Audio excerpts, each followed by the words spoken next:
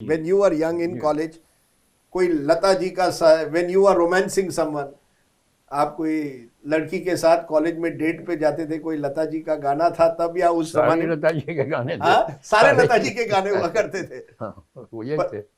क्योंकि इस राज कपूर के इस ऑडियो में हाँ, आपने ये प्यार हुआ, इकरार हुआ। जब हम बड़े हो रहे थे, हाँ, जब उनका एक गाना बजा था, एक गाना आया था, हाँ, जिससे कि वो उनको भी काफी मतलब वो मिला था, वो काफी मशहूर हो गई थी। कौन सा था? वो आएगा आएगा, महल वाला। महल वाला। हाँ, उससे उनको भी वो मिला था, पुश मिला था कि वो गाना बहुत मकबूल हुआ था जी। और मैंने देखा है सर, और दिलीप साहब, यूसुफ साहब ने भी ये कहा था कि शी मास्टर्ड, वो आती थी महाराष्ट्र गोवा से आई, लेकिन उर्दू के शब्द हो या इतना अच्छा तलफ़ुज़ था कि यू कांट इमेजिन। ऐसा लगता था कि किसी मुस्लिम लखनऊ के घराने की हैं। बिल्कुल। हाँ। Was that it could not have been easy. वो आसान तो नहीं होगा। हम लोग देखते हैं, केवल हम लोग गाना सुनते हैं, पर गाने के पीछे जो मेहनत थी आपने वो देखी होगी in the recording studios. As you met her, पहली बार आपने कहा रिकॉर्डिंग स्टूडियोज में, और आप भी जब मशहूर हो गए और आपके पिक्चर्स हिट होने लगे, तो डिड द रिलेशनशिप चेंज, और did Lata ji still remain कि सलीम भाई मेरे दोस्त हैं इंदौर से? इंदौर का जो था वो इसलिए कि वो बहुत स्ट्रांग था, वो कनेक्शन जो था। और वैसे भी मतलब she was a very fine lady, she was very humble, very. हाँ, नहीं बिल्कुल कोई उनका वो नहीं था। I come back to Raj Kapoor because a lot of the films of that, उस इरा के जितने कई हिट फिल्म्स हुए उसमें लता दी की आवाज़ हुआ करती थी। Mukesh was usually the male singer, कभी कभी मन्ना डे के साथ ड्यूएट या रफ़ी जी के साथ duet. Do you think in Hindi pictures जो प्लेबैक सिंगर है उसका ग्रेटेस्ट पीरियड वही 50s 60s था? 50s 60s गोल्डन पीरियड था वो। एंड आप जब मशहूर हुए दैट वाज द 70s, तब तक भी म्यूजिक एक लेवल की हुआ करती थी। हाँ, हमारी फिल्मों में क्योंकि ये एक्शन आ गया था, तो उस जमाने के अंदर म्यूजिक की कुछ जगह मिलती नहीं थी कहीं। और अच्छे गाने की सिचुएशन भी नहीं मिलती थी, इसलिए गाने कम होते चले गए। हालांकि गाने होते थे, जैसे कि उसमें शोले में भी गाने हैं, मगर ये कि म्यूजिकल फिल्म नहीं हुआ करती थी। तो 50s 60s में the films revolved around the music, which by the 70s 80s आपने तो एक्शन फिल्म करवा दिया, एंटी एस्टैब्लिशमेंट हीरो बना के। 10 गाने होते थे, कई मरतबा 5-6 गाने होते थे, उसमें से एक होता था तो रिपीट होता था। तो गाने होता जो आपने कहा कि लता मंगेशकर जी को एक भगवान ने एक तरह से देन दी, this was a voice from haven.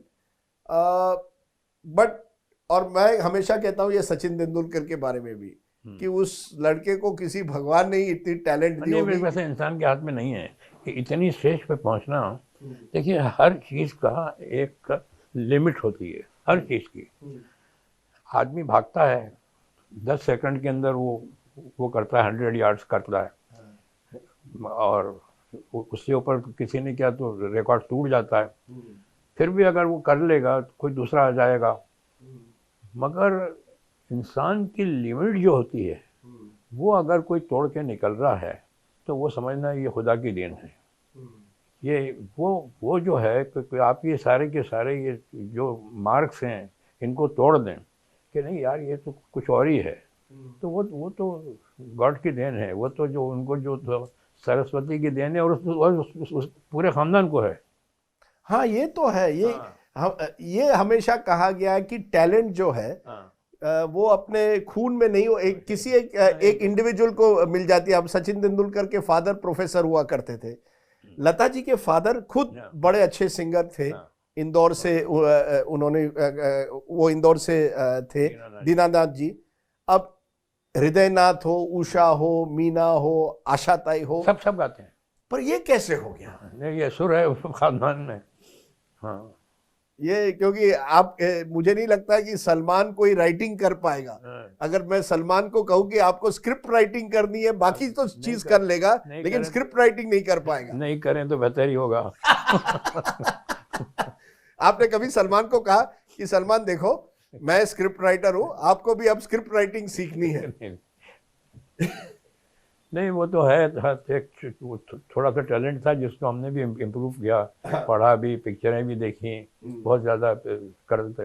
एक यहाँ माहिम में एक वो थी अपना लाइब्रेरी, विक्टोरिया लाइब्रेरी, तो छोटी सी जगह के ऊपर एक लाइब्रेरी थी। तो उस ज़माने में जब मैं आया हूँ बॉम्बे, तो ये टीवी तो था नहीं, तो ये पिक्चर देखते थे जाके। अच्छा, वहाँ लाइब्रेरी में? नहीं, पिक्चर देखते थे जाके, छोटे बांद्रे में भी 2-3 सिनेमा थे।